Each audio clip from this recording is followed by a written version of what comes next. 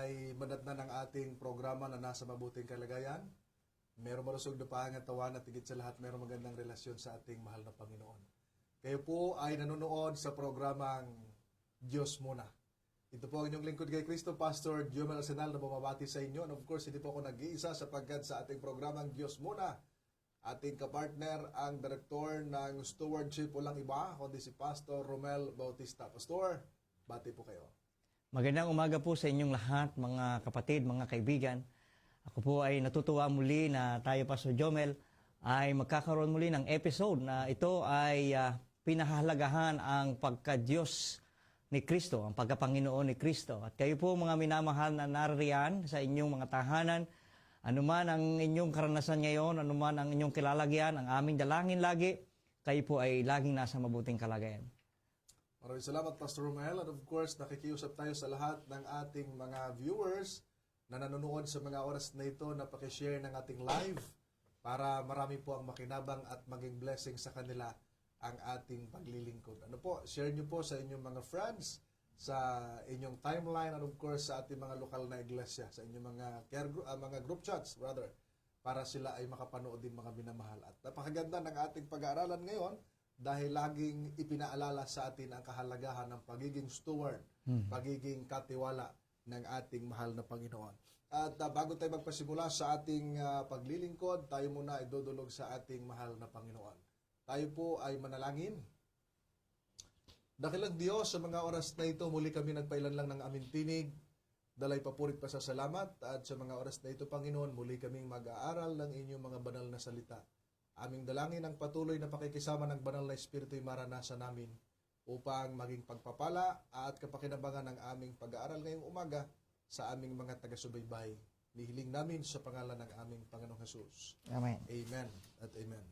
Pastor Mel, nasa episode 4 na tayo ng ating pag-aaral, mga gilig kong mga taga-subaybay. At nakita natin yung ating pinag-aralan ng mga nakaraan ay napakaganda at paganda sapagkat nakita natin na ang bawat bagay na ipinagkaloob ng Panginoon ay mahalaga. Ano po? At isa na, mga minamahal yung ating pag-aaral ngayon. Excuse me. Excuse me po. Parang sisipunin ako.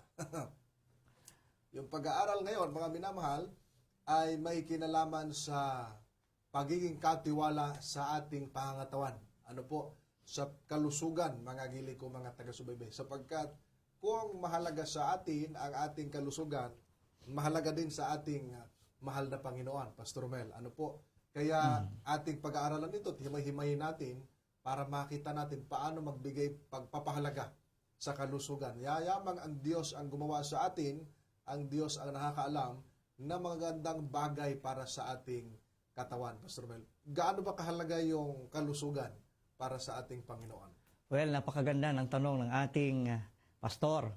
Mga minamahal ko ng mga kaibigan, mga kapatid, isang bagay o isang napakagandang regalo muna sa atin. Gusto ko ipahiwatig, ito'y isang regalo na napakaganda na kailanman hindi mo ito mabibili, na kailanman ito ay hindi matatagpuan kahit saan man. Ang kalusugan ay ipinagkaloob sa atin ng Panginoon. At simulat sa Paul nang tayo lalangin. At ito'y paulit-ulit nating binabanggit noong una pa na tayo nilalang ng Panginoon na ang ating katawan ay napakaganda. At imagine natin ang ating katawan, bawat bahagi dito ay may mga function. Kaya itong ating katawan, napakahalaga yung kalusugan na ating pag-ingatan sapagkat tayo katiwala ng ating Panginoon. Kasi pag hindi natin pag-iingatan ng ating kalusugan, baliwala rin ang ating buhay kung tayo ay naririto na puro sakitin at walang nangyayaring maganda sa ating pangangatawan. Ayun, salamat Pastor Romel. At of course, mga minamahal, dahil sa ito ay mahalaga sa Panginoon, dapat matuto tayong magpahalaga, lalo na sa ating kalusugan. Well, in fact, ang ating Panginoong Diyos gusto tayong maging malusog at mahaba ang buhay. Mahaba ang buhay. Ano po, sapagkat yung likhain ng Diyos ang tao, Pastor, ang kanyang plano, ang tao mabuhay magpakailanman. Kaya mayroon tinatawag sa theology na yung conditional immortality. Yeah. Ano ho, na kung hindi lalabag sa mga tuntunin ng Panginoon ay hindi mamamatay, ay mayroon sanang magandang buhay ang tao na walang anumang karamdaman na ating maranasan. sa ating panahon, mga minamahal, Pastor Mel, Yeah. ay bagaman gusto ng tao at ng Diyos na ang tao ay mabuhay, si Satanas ay meron siyang ginagawa. No? Ano kaya ang mga ginagawa niya para ang tao ay paikliin ang buhay at para masira ang kalusugan ng tao? Dahil nga gusto ng Panginoon maging malusog tayo, pero bakit maraming nagkakasakit, maraming mga nagbibisyo? Ano mga ginagawa ni Satanas para ang tao ay mapaiksi ang buhay? Actually, napakaraming technique si Satanas eh. Kasi nung una pa lang, ay ang kanyang gustong ipahiwatig, hindi kayo mamamatay. Aba, Yan sabi. binaligtad, ha? Hindi kayo mamamatay. At para hindi pa sinungalingan, yung kanyang sinabing yon ay talaga naman tao, hindi talaga namatay eh. Nung kinain ni Eva. Pero, dapat, ito'y isang malaking pansilo, isang malaking pandaya na ang Diyos na nagsasabi ng totoo na kayo mapapahamak, kayo mamamatay, at that moment ay nadaya ng kaaway ang ating mga magulang. At isa ay pagkain. Ayan. Isa ay pagkain at anumang bagay na inilalagay natin dito sa ating katawan, sa loob ng ating katawan, ay pwede tayong dayain ni Satanas. Yeah. Pastor, sa madaling sabi nito, sa appetite, sa ating mga kagustuhan, sa ating mga temperance, sa pagtitimpi, Opo. ay pwede tayong dayain para tuluyang masira ang larawan ng Diyos na ipinagkaloob sa atin. Bagamat sira na, ay patuloy pa rin niyang sisirain sapagkat siya'y nagagalit sa ating Panginoong Diyos. Ayun. Salamat, Pastor. So makita natin ng mga minamahal ay talagang si Satanas ay marami siyang ginagawang pamamaraan, marami siyang mga technique sapagkat si Satanas ay wais eh. Oo. Ngayon, doon binanggit mo, Pastor, doon sa appetite natin. Ano po yung kinakain? Hindi ba sa banal na kasulatan ay nung tinukso niya ang Panginoong Hesus ay nung nagutom siya, isa sa tinukso ang Panginoong Hesus ay sa bato? Sa bato, oo. Nalalaman, Pastor, kasi ni Satanas sapagkat ang ating Panginoong Hesus ay that time ay siya'y nasa katawang tao. Di ba? Nagkatawang tao ang ating Panginoon. Opo. At alam ni Satanas, nagugutom ito. Kasi kapag tayo, ikaw man, ako, ay nagugutom tayo. Yes. Ay, di ba? Ay pwedeng matukso. Ngayon, tingnan natin yung sa talata, yung binabanggit mo, Pastor. Doon sa talata, sa Mateo 4:3 hanggang 4. Ano ba yung binanggit diyan ni Satanas? Ating pong tingnan. Matthew chapter 4, verses 3 and 4. Dumating ang manunukso at sinabi sa kanya, kung ikaw ang anak ng Diyos, ipag-utos mo na ang mga batong ito ay maging tinapay. Talatang 4. Ngunit siya'y sumagot, nasusulat, hindi sa tinapay lamang mabubuhay ang tao, kundi sa bawat salitang lumalabas sa bibig ng Diyos. Iyang panahong yan ay nag-aayuno ang ating Panginoon. Diba? Fasting, ano? Fasting. Yes. Nag-aayuno ang ating Panginoon. At sa oras na nagpadala ang ating Panginoong Hesus sa utos ni Satanas, ay di parang sinunod niya. At yung kanyang pakikipagnaig sa kanyang ama, ay nawawalan ng parang magkakaroon ng pangsangat. Parang gustong sawayin ni Satanas. O, wag mong gawin yan. Sapagkat ito ang sundin mo. Kasi alam ko na ikay gutom na. Yan. Pero sa oras na ikaw, ganito ko kasi, Pastor sa oras na ikaw ay magpapasting, ay dapat malayo ka talaga sa kaisipan ng sanlibutan. At dapat ikaw ay nakatuon. At anumang bagay na hahadlang, ito'y magiging hindi maganda sa iyong pagkikipagrelasyon sa panahong yon sa ating Panginoon. Ngayon, ay nabanggit dito na tinapay. Ibig sabihin, isa talaga, Pastor, isa talaga mga kaibigan, na idinadaya ni Satanas ay ang pagkain. Yan. Mahalaga itong puntong na ito. At sa panahon natin ngayon, mga minamahal ko ng mga kapatid, hindi natin alam na tayo pala'y nadadaya ng pagkain o ni Satanas sa pamagitan ng pagkain. Pero ito ang maganda sa ating Panginoong Sus. Nagbabasa siya ng banal na kasulatan. Yan. Oo. Kung kaya't, alam ng Panginoong Sus kung paano sasagutin si Satanas. Yan. Kaya sabi, hindi lamang sa tinapay nabubuhay. Satanas, hindi lamang yung pagkain na inaalok mo ang pwedeng makapagbuhay sa akin. May mas prioridad akong ginagawa na magbibigay ng buhay kaysa sa akin. Yeah. So, yun po mga minamahal ko ng mga kapatid. Yeah. Sige po. So nakita natin mga gilig o mga taga-subaybay, ang ating Panginoong Hesus ay meron siyang sagot doon kay Satanas at ang bawat sagot niya ay nasusulat. Nasusulat. Ibig sabihin, meron siyang reference, Oo. meron siyang kaalaman tungkol sa banal na kasulatan na every time may tukso. Kaya nga yung tukso ay ibaan niya doon sa pagsubok. Ang pagsubok ayaw natin. Pero tukso gusto natin. Bakit nagustuhan, Pastor? Kaya nga ang tao ay natutukso dahil Oo, gusto niya. gusto eh. Ang salita doon sa term sa Santiago ay pagnanais, pagnanasa. Kaya mabilis matukso ang tao kapag ninanasa niya. Pero walang nagnanasa ng pagsubok. Kasi may binabanggit ang tao, Pastor, na sinasabi, bakit kaya ang sarap gumawa ng hindi maganda? Bakit kaya yung masarap, yung ipinagbabawal pa? Ay, mga ganun, di ba? Ganong term. Oo, yun yung mga term. Pero ang ating Panginoong Hesus ay meron siyang malinaw na binabanggit doon sa pagtukso sa kanila. Nasusulat, hindi lamang.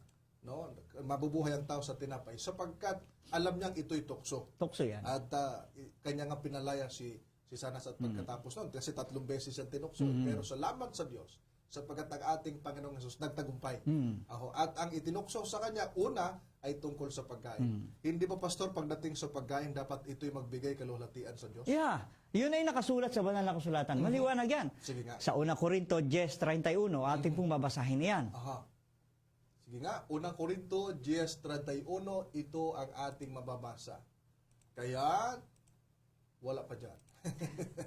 Kung kayo man ay kumakain, o umiinom, o ano man ang inyong ginagawa, gawin ninyo ang lahat sa ikaluwalhati ng Diyos. Pastor, napakaganda na yung pagkakabasa mo. Napakaliwanag, mga kapatid.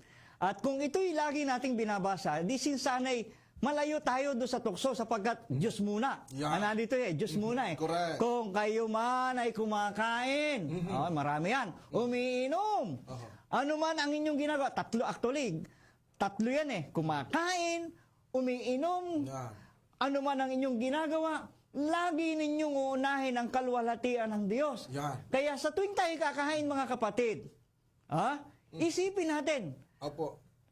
am I violators? Ako ba'y nakaka-violate sa batas ng kalusugan? Actually, dalawa yung batas eh. Moral at may kalusugan, di ba? Ako ba'y nakaka-violate? Natutuwa ba ang Panginoon na masarap yung kain ko pero at the end, baka tumaas yung sugar ko? So, dito mga minamahal ay napakalaga sa ipinaalala ng talata na anuman ang kinakain, dapat may pagsisiyasa tayo. Tama. Kumakain o umiinom, dapat laging magbibigay kaluhalatian sa ating Diyos. O anuman ang ginagawa. Kaya ang binanggit mo na ay Diyos muna. Meaning, it will give glory to God. Dapat ganun ang ginagawa. Pastor, dahil nabanggit dito yung salitang anuman ang iyong iniinom. Kasi una kaya na may kinakain. Kung nakakain, inom muna tayo. Sa inom muna tayo. Inom muna tayo. Oo. Dahil sa pag-inom, lahat ba ng inumin ay mabuti sa katawan o merong nakakasira sa katawan? Ano yung mga inuming makabubuti sa katawan at ano yung nakasisira sa katawan? Kasi dapat bago mo ipasok yan, dapat alam mo kung nakasisira o nakabubuti. Go ahead. So, Tama, Pastor. Tandaan nyo, mga kapatid, mga kaibigan, lahat ng liquid pwedeng pumasok sa bibig. Di ba? Lahat ng liquid ay pwedeng papasok sa bibig. Pero ang tanong, lahat ba ng ipinasok mo na liquid sa bibig ay karapat-dapat ipasok iyon? Ayon.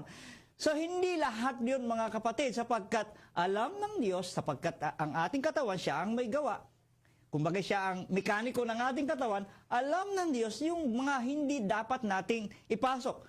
Ang una, Pastor, yan. alak. Yeah. Sabi, ayan na naman tayo, Pastor. Sabi, ayan na naman kayo. Alak na naman. Sarap-sarap ng painan na inuman namin ng babanatan yung alak. Pero ano lang po ha? Pasintabi lang po, mga kapatid. Dahilan sa hindi po kami nagpapatama dito. Hindi po kami nagtutuligsa. Pero ang gusto namin ay maunawaan nating lahat. In general to ha. Maunawaan natin lahat na ayaw ng Diyos na masira ang ating katawan. At alam nyo, Pastor, pag pinag-usapan ay alak, siyempre yung nakakalasing. Oo. Dahil meron palang alak na hindi nakalalasing. Merong alak na hindi nakakalasing. At doon sa Old Testament, Pastor, ay yung alak o teros, teros, ay 38 times na binabanggit. Yung teros na yun ay yung alak na binabanggit na ipinaiinom sa atin. Yeah. Yung mabuting alak. Sa madaling sabi, yung teros na yon ay yung grape juice. Okay? Grape juice po yun. Ang Old Testament ay may meron ding binabanggit na sikar. Yung teros, Pastor, singitan na. Sige, pasa. Yung teros at sikar ay magkaiba. Magkaiba yan. Sapagkat yung teros ay Yung teros ay good. good. Oo. Ay yung sikar. Yung sikar, yun yung ano yung tawag doon? Intoxicating. Yung lason. Lason sa ating katawan. Yeah. Na, tingnan natin yung pagkakaiba. Genesis 27:37, tingnan natin yung teros muna. Sige nga, lagay natin sa screen. Sample lang yan, sample. Pero marami pa kayong makikita. Apo. Genesis 27:37. Ganito ang ating mababasa. Genesis 27:37. Sumagot si Isaac kay Esau, "Ginawa ko na siya bilang Panginoon mo, at ibinigay ko sa kanya ang lahat niya mga kapatid bilang mga lingkod, at binigyan ko siya ng trigo at alak. Ano ngayon ang magagawa ko para sa iyo, anak ko?" Ang biruin mo, Nagbigay ng alak. maganda. Ang Diyos na nagbigay ng alak. Pero sa ibang mga tao na nag-iisip na talagang masarap yung alak, Yan. binigyan ng red horse ng Panginoon. Walang reroll. Wala pa. Binigyan ng alak, let's say alak, o lambanog, binigyan ng alak ng Panginoon si Isaac. Binigyan ng Panginoon, sabi dito. Ngayon, ay yung alak na yan, tandaan natin, Pastor, yan yung mga alak na inipahihintulot ng Panginoon. Pero tandaan nyo mga kapatid, lahat, yan man ay pwede, pero lahat ng sobra, hindi rin maganda, mga kapatid. Pero tingnan natin yung sikar. Ano ba yung sikar? Proverbs 20, verse 1. O Kawikaan. Kawikaan 21. Ito ang ating mababasa. Ang alak ay manunuya. Ang matapang na inumin ay manggugulo. At sino mang naililigaw nito ay hindi matalino. Ayan. So, makikita natin, parang magkasalungat na yon. Bumigay ang Panginoon ng alak, tapos pagkatapos dito, sinabi naman ng Panginoon, ng alak ay manunuya. Yeah. At tingnan nyo pala, mayroong magandang talata dito, Pastor, na gusto kong ipabasa sa ating mga manunood. Doon sa Kawikaan 23, 29, 30. Ito yung alak na hindi talaga gusto ng Panginoon, yung sikar. Okay. Sige nga, lagay natin sa screen. Sabi diyan, sinong may pagkaaba, sinong may kalungkutan, sinong may gulo, sinong may karaingan, sino ang may sugat na walang kadahilanan, sino ang may matang may kapuluhan. 30. Sinong naghihintay sa alak, silang sumusubok ng pinaghalong alak. O yan. Ayan lang muna tayo. Bakit natin? Sino daw yung may mga sugat? Sino daw yung may mga... balik tayo. Ibalik natin, kapatid, yung talatang 29. Balik tayo sa 29. Ang sabi doon, sino yung may pagkaaba? Sino yung may kalungkutan? Yan. Aba? Sino yung may gulo? Yung manggugulo. Sino yung may karaingan? Aray, pagdating ng umaga, aray, masakit ito. Sino yung may mga matang may pula? Namula ba? Namula yung mata. Parang ano ba? Nasurize. Sino may sugat na walang kadahilanan? Yun yung mga taong natutumba na lang basta. Yung lango sa alak do sa verse 30. Yung mga nag-inom ng nakalalasing na alak. Kaya sa makatuwid bagay, hindi iyan kagustuhan ng Panginoon. Yeah. Pero may alak na ipinainom. Yung alak na hindi nakakalasing. Yun yung grape juice. So, at sa Biblia, Pastor, mayroong sa Old Testament, mayroong tinatawag na yayin, mayroong tinatawag na oinos sa Greek naman. Generic yun, yung name na yon. Alak. Kaya ang nangyari, alak ang dito ang salin Yeah. sa Tagalog. Ay, yun, mga kapatid, lagi niyong ilalagay kung ano yung pinakamabuti Kasi pag tayo nakabasa lagi yan ng alak, hindi yan yung alak na kalalasing. Ilagay natin sa bahagi na mabuti ang Panginoon. Magpagmahal ang Diyos. Ayaw niya ikaw mapasama. Siyempre yung alak na binabanggit na pinaiinom, ay yung alak na nakagaganda sa ating katawan. Mabuting alak. Mabuting alak. Aho. Okay? At makita natin, mga gili ko, mga taga-subaybay, mai-consider natin para madali natin ma-identify context. Context. Sa context. Pangalawa, yung biblical languages. Doon sa halimbawa, yung nagkaroon ng banal na hapunan. Yung alak na ginamit ng ating Panginoong Jesus, hindi San Miguel Beer. Hindi rin naman yun agua de Pataranta. Hindi lang banog yun. Hindi lang banog. Hindi kaya emperador. Kundi ang ginamit ay ubas. Ubas yun. Ubas. Sabi doon sa Matthew chapter 26, verses 26 hanggang 29, na ubas pala, mga binamahal. So, dahil sa binabanggit dito, may alak, tapos ang mga masamang alak, hindi po pwede. Hindi pwede talaga. Yung mga nakalansing. Oo. Ano po, at malinaw yon sa banal na kasulatan, mga binamahal. Dahil nakasisiya sa ating katawan. Teka, may sasabihin sila, Pastor, hindi ba gumawa ang ating Panginoong Yesus na alak? Tama. At nakainom mga lahat masama bang ginawa ni Kristong alak o mabuting alak? Ano masasabi natin? Alak talaga yung ginawa ng ating Panginoong Hesus sapagkat yun ang pagkakatranslate Ayun ang inagay. At yun, kung babasahin natin, ay oinos yun. Ano? Oinos, generic. Ano? Pero pag sinabi nating oinos, ay ito yung, basahin natin, John 4:46. Tingnan natin, John 4:46. Kung yung binabanggit na gumawa ng alak. Alright, ang alam ko nasa sige nga, labasan natin.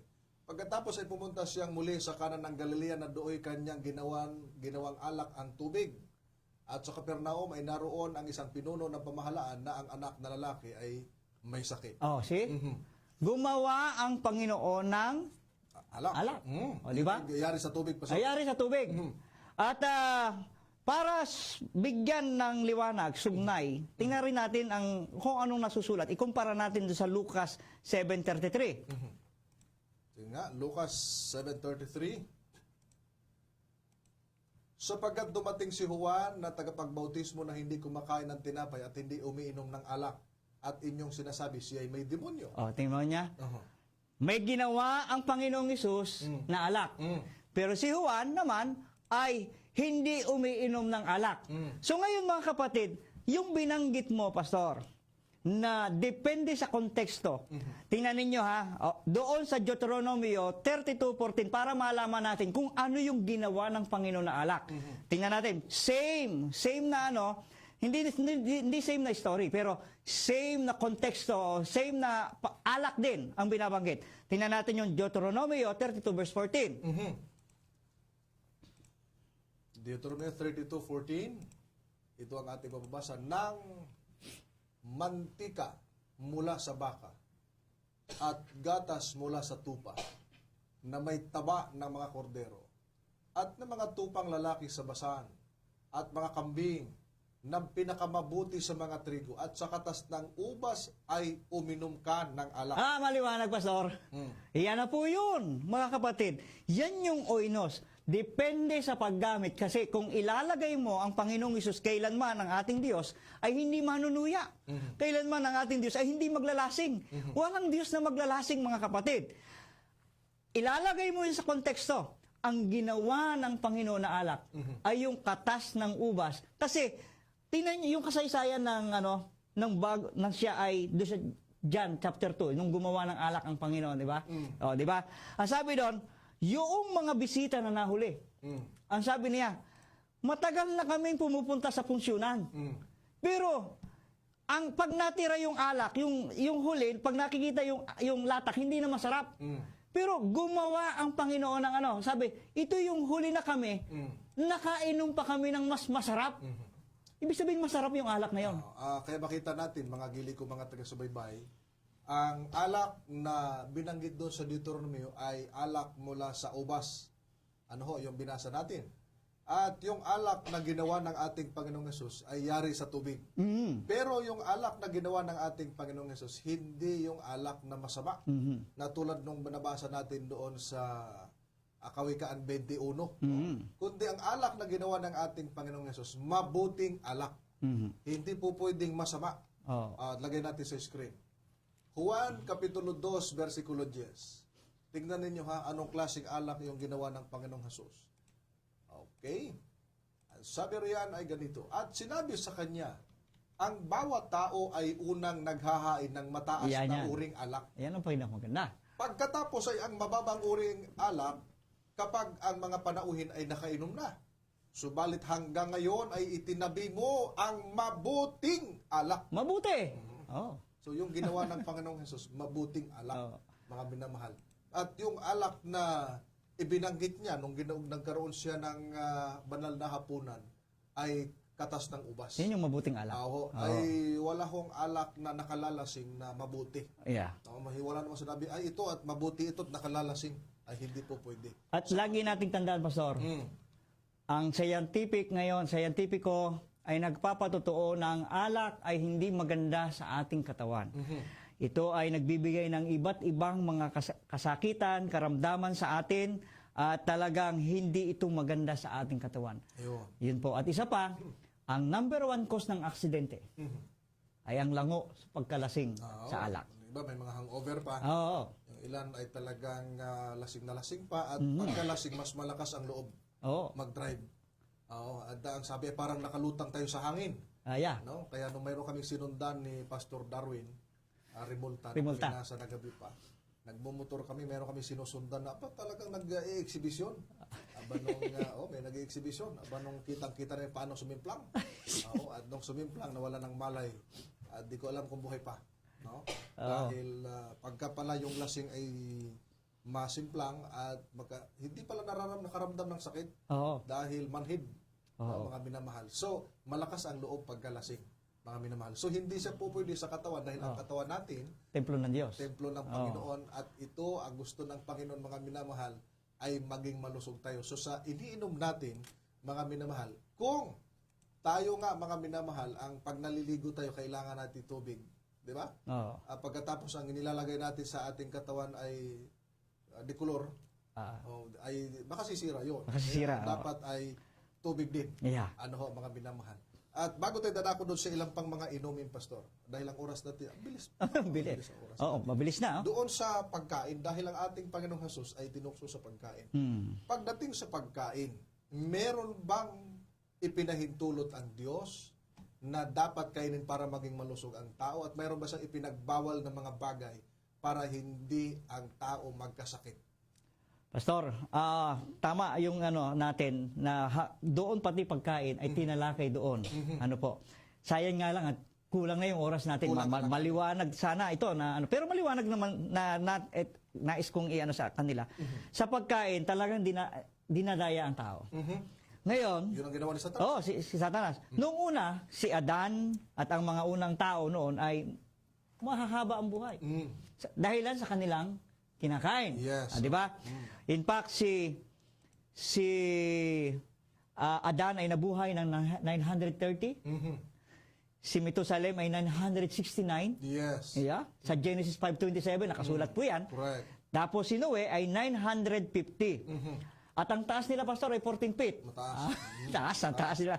Pero, nung na-introduce ang pagkain ng karne, kasi nung unang panahon, meron talaga tayong original na pagkain. Pastor, basahin muna natin yung original na pagkain. Sige nga. Genesis 1:29, bago tayo pumunta doon sa hindi pagkain. Okay. May pagkain, may hindi pagkain. Oo, Genesis 1:29. Sinabi ng Diyos, tingnan ninyo, ibinigay ko sa inyo ang bawat halaman na nagkakabinhi na nasa ibabaw ng lupa at ang bawat punong kahoy na may binhi sa loob ng bunga. Ang mga ito ay magiging pagkain ninyo. Ayan, maliwanag, Pastor, na yan ang ating original na pagkain. Yung mga prutas na nagkakabutil, lahat, pati yung later on, yung gulay, yan talaga ang ating pagkain. Now, nung may introduce, Pastor, ang pagkain ng karne sa panahon ng baha, wala naman tayo makikita prutas. Walang gulay. Walang gulay, mahirap. Mahirap ang pagkain. Kaya, ang Panginoon ay nagbigay Ng pahintulot. ng pahintulot, Yes. ng malinis, na doon, in fact, tingnan natin, Pastor, kung marirecall natin yung talata na nang ipasok sa daong. Sa 7:2. 7:2 ng Genesis. Tingnan natin. Genesis chapter 7 verse 2. Sabi po ay ganito. Kumuha ka ng tigpipito sa bawat malinis na hayop, lalaki at babae. Dalawa sa mga hayop na hindi malinis, lalaki at babae. Ibig sabihin, meron na talagang distinguish na ang Panginoon na nalalaman na niya na merong madumi at merong malinis. At doon tayo sa malinis. Siyempre, yun ang kakainin natin, yung malinis. Sapagkat yung malinis na hayop ay inihalin tulad sa doon sa lunti ang halaman. Lagay natin sa screen. Ayan. Genesis 9:3. Yeah. Nasabi nila, oy, pwede palang kainin lahat. Hindi. Tingnan ninyo yung context at ang common sense. Bawat gumagalaw na nabubuhay ay magiging pagkain ninyo. At kung paanong ibinigay ko sa inyo ang mga lunti ang halaman, ay binigay ko rin ko sa inyo ang lahat ng mga bagay. Yeah. So nagpahintulot, pastor, ng karne. Yeah. Pero yung bang ipinahintulot ng Diyos na karne para kainin ng tao, malinis o marumi? Malinis, Pastor. Yan. Tingnan natin of course, meron yan. May Deuteronomio 14, may Leviticus 11. Pero basahin na lang natin yung sa Deuteronomy. Yan. Okay. Oo. 14:2. 14:2, patuloy. Okay. Sapagkat ikaw ay isang banal na bayan sa Panginoon mong Diyos, at ikaw ay pinili ng Panginoon upang maging bayan na kanyang sariling pag-aari mula sa lahat ng bayan na nasa balat ng lupa. Patuloy. Huwag kang kakain ng anumang bagay na marumi. Yeah. So merong instruction ng Diyos May instruction ng Diyos. na maliwanag Oo. na ikaw ay bayang banal, pag-aari ng Diyos. Huwag kakain ng anumang bagay na marumi. Ngayon, Pastor, iisa-isahin natin kasi ito, noong ipinasok sa daong ang mga may marumi, may malinis, ito na yung palatandaan ng madumi at malinis. Yan. Bakit natin ito tinatalakay? Kasi may kinalaman ito sa ating kalusugan. Yan. Baka tayo nadadaya na. Tayo isa dapat na mabuting katiwala ng ating katawan. Yan. Baka tayo nadadaya. Atin pong sundin. Sumunod. 4. Ito ang mga hayop na maaari ninyong kainin. Ang baka, ang tupa, at ang kambing. Yeah. Latang 5. Ang malaking usa at ang maliit na usa at ang lalaking usa at ang mailap na kambing. At ang kambing na sa bundok at ang kambing sa kapatagan at ang tupang bundok. Talatang 6. At bawat hayop na may hati ang paa, biyak at ngumunguya sa mga hayop ay maaari ninyong kainin. Talatang 7. Gayunman, ang mga ito ay hindi dapat kainin sa mga ngumunguya o sa biyak ang paa. Ang kamilyo, liebre, ang kuniho, sapagkat sila'y ngumunguya, ngunit walang hati ang paa, ang mga ito'y marumi sa inyo. Talatang 8. At ang baboy, sapagkat may hati ang paa, ngunit hindi ngumunguya, ito'y marumi sa inyo, ang laman nila'y huwag ninyong kakainin, at ang kanilang bangkay ay huwag hihipuin. Ayan, Pastor. Mga kapatid, mga kaibigan, hindi po namin gustong saktan ang mga damdamin ninyo. Opo. Pero tayo po isasalig kung ano ang sabi doon? Nasusulat. Yeah. Ayan, binanggit ng Panginoon. Correct. Oo, yun ang nasusulat. Doon tayo pupunta sa nasusulat. Yan. Ito po'y makakabuti sa ating katawan kung ating susundin, mga kapatid. Palatandaan ng malinis. Yung pumasok pala, Pastor, na tigpipito ay may bakang pa at ngumunguya. Yan. Yan yung pwedeng kainin. Pero, tandaan natin, hindi yan yung original nating pagkain. Hindi, oo. Ang original nating pagkain ay yung mga prutas sa una pa lang. Yan. Ito yung pwedeng secondary na lamang na pagkain natin na kung talaga, pero malinis talaga naman ito eh. oo. Malinis ito eh. Pwede talagang kainin. Ang mga may bakang pa at ngumunguya, mayroon diyang mga kambing, Pastor, nandiyan yung mga tupa, nandiyan yung mga usa, nandiyan yung mga baka, lahat ng may bakang pa at ngumunguya, ayan yung ating makakain. Pero doon sa mga bakang pa na hindi ngumunguya, yung hindi ngumunguya at hindi bakang pa, ay lahat. Ibig sabihin niyan ay karumal-dumal, hindi yung pagkain. Kaya tandaan nyo mga kapatid, katulad ng iniinom. Anumang bagay ang pwedeng ipasok sa bibig, pwede naman ipasok eh. Pero ang tanong, yan ba'y karapat-dapat na ipasok sa bibig? Yan ba'y pagkain? Hindi lahat ng naipapasok sa ating bibig ay pagkain, Pastor. Correct. Oo. Magkakasakit tayo. Yan po. Halimbawa, dugo. Dugo. Yung dugo ay hindi po pwede sapagkat sa Biblia, ang dugo pagka nagkatay ka ng karne, ay, of course, malinis. Oo. Sabi sa Bible ay itatapon mo sa lupa na parang tubig. Yun ay nakalagay doon sa 12:16 ng Deuteronomy. So, maliwanag po, no, mga minamahal, sa ilang mga examples, Pastor, ng mga hayop na hindi dapat kainin sapagkat ito'y marumi. Isa na dyan yung baboy. At may palatandaan, maliwanag naman ang mga palatandaan. Para madali ninyo pong matandaan, mga gili ko, mga taga-subaybay. Dapat ngumunguya, may hati ang paa. Or baak ang paa.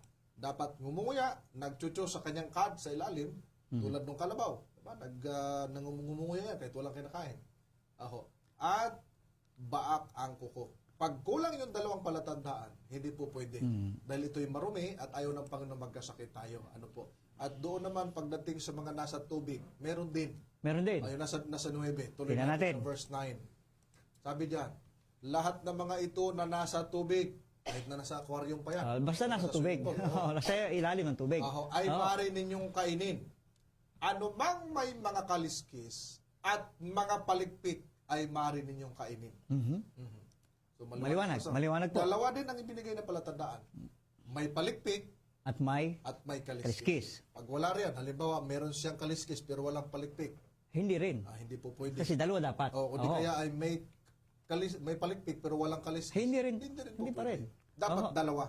Oho. Hindi pwedeng kulang. Oo. Opo. Kasi ang 100 hindi pwedeng maging 100 kung kulang ng piso. Tama yun. Tama. Hindi kumpleto yan eh. Hindi.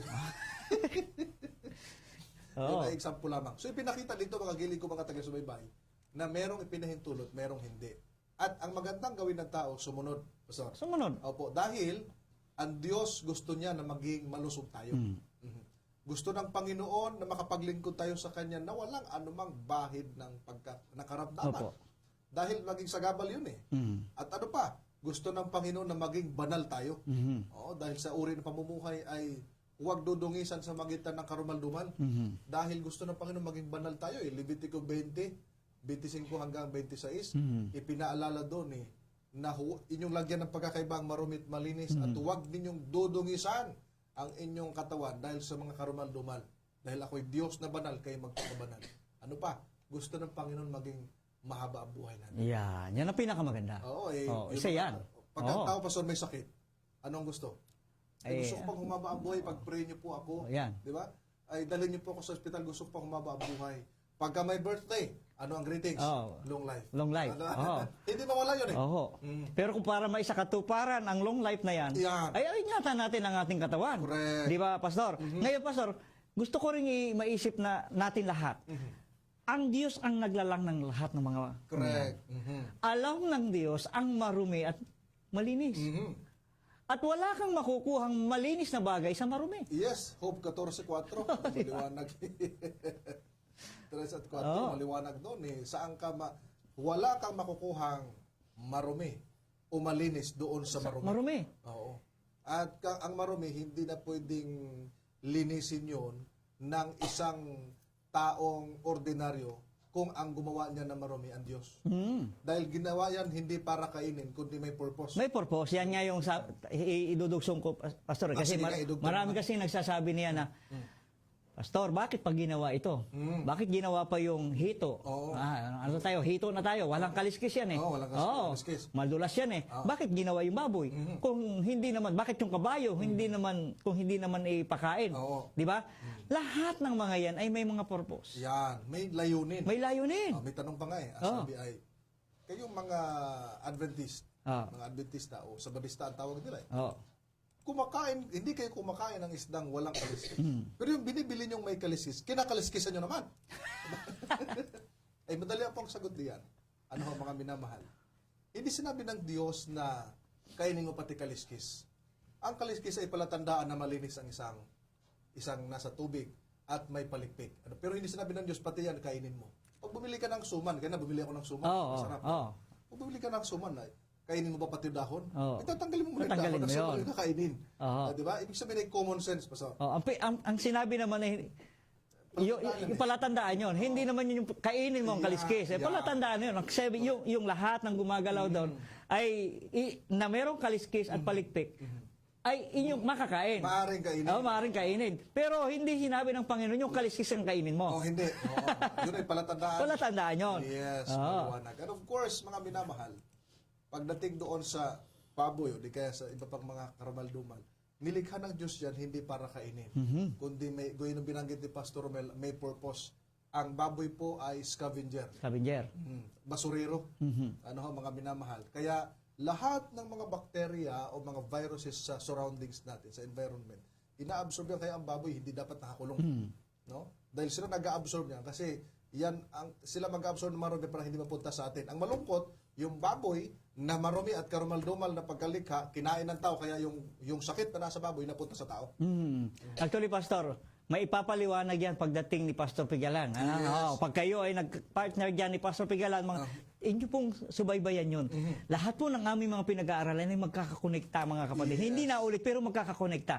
Ang gusto kong ay ano dito, ay baka naman makasakit. Ayaw po namin, actually, ayaw namin makasakit dito sapagkat Ang damdamin. ang damdamin. Dahilan sa yung baboy nga naman, sabi ng ilan, ako po'y, Pastor, hindi ako nakakain ng baboy simulat sa Paul. Kaya hindi ko alam yung lasa ng baboy. At sa aking observation, talaga namang masarap. Pero hindi lahat na masarap pagkain. Yun ang ating, Ako nakakain ako ng baboy. Oo, sige. Dahil ako ay converted lang sa Adventist. Pero lasang baboy talaga. alas ng baboy. Masarap daw eh, sabi. Depende sa luto. Depende sa luto. At depende sa templa. Kaya pagka tinatanong ko, ano ba nagpapasarap dyan? Ay, yung taba, yung sabi nila yung laman, etc. Hindi. Sabi ko, nakapagluto na ba kayo na walang templa? Hindi nyo tinimplahan? Ay, hindi pa. Oh. Pagka nagluto na walang templa, masarap hindi? Ay, hindi. O, nasa templa pala. Magiging unfair tayo sa baboy. Siyempre yung daga, yung ano yan, Yung mga pusit, lahat ng mga yan, lahat ay mga karumal-dumal. Halimbawa, tako, Yan. mga shells, etc. Pati yung mga tinatawag nating yung walang kabayo, hindi yan kinakain yung kabayo. At alam niyo ba na ang kabayo ang may pinakamaraming bakterya o pinakamaraming lason sa kanyang dugo. So yun po. Yun po. Ang general po tayo mga kapatid, ang gusto kong iano dito ay in general tayo na ito po'y hindi lang sinabi sa mga Israelita. Ito po'y sinabi sa mga anak ng Diyos. Amen. At tayo po'y mga anak ng Diyos kung kaya't ayaw ng Diyos na tayo mapahamak. Mahal po tayo ng Panginoon. Kaibigan, kung nangyari ito po'y inyong naging lifestyle, hindi po namin kayo ikinokondem. Mahal po kayo ng Panginoon at mahal po namin kayo. At kung maaari, ay huwag na sanang mangyari na ang doktor pa ang magsabing, hindi ho pwede iyan. Huwag niyo pong kainin yan. Dahil lang tayo may sakit na yun pag tayo naroon na tayo sa doktor. Ganun po iyon. Yan. At Sige saka, yung ating katawan, mga minamahal, ito ay templo ng Holy Spirit, Pastor. Lagay natin yan sa screen. Unang Korinto, Kapitulo 6, versikulo 19 hanggang 20. Lagay natin sa screen bago tayo magtapos. Ang oras natin napakabilis. Pagka masarap ang discussion, ang takbo ng oras, bumibilis din. Unang Korinto 6, 19 hanggang 20. 1 Corinthians chapter 6, verses 19 hanggang 6 lang po, chapter 6. Chapter 6. Apo. Sabi rito ay ganito, o hindi ba ninyo nalalaman na ang inyong katawan ay templo ng Espiritu Santo na nasa inyo, na tinanggap ninyo mula sa Diyos, at kayo hindi sa iyong sarili. Bakit? Verse 20, sapagkat kayo binili sa isang halaga, kaya't luwalhatiin ninyo ng inyong katawan ang Diyos. Yan. Kaya pala ipinaluluwalhati, Pastor, ng Apostol Pablo ang Diyos sa ating katawan sapagkat hindi tayo sa ating sarili. Hindi ito sa atin. Yes, tayo, dalawang beses tayo pagmamayari ng Diyos. Una, by creation, nilikha. Pangalawa, Binili by tayo. redemption, binili ng halaga. tayo. At ang ginamit na halaga, walang katumba sapagkat dugo ng ating Panginoong Hesukristo. Mga gili ko, mga taga-subaybay. Kaya, gagamitin pala, Pastor, sa pagluwalhati sa Diyos. Pastor, baka malimutan natin. Go ahead. Baka sasabihin nila, bakit naman kayo kumakain ng manok? Ayan, wala yung hati ang paa at wala yung may kaliskis yan. May kaliskis yan sa ano sa paa, pero hindi po yan isda. Hindi po yan lamang dagat. Pastor, baka pwede nating i-expound lang ng kaunti. Di ba?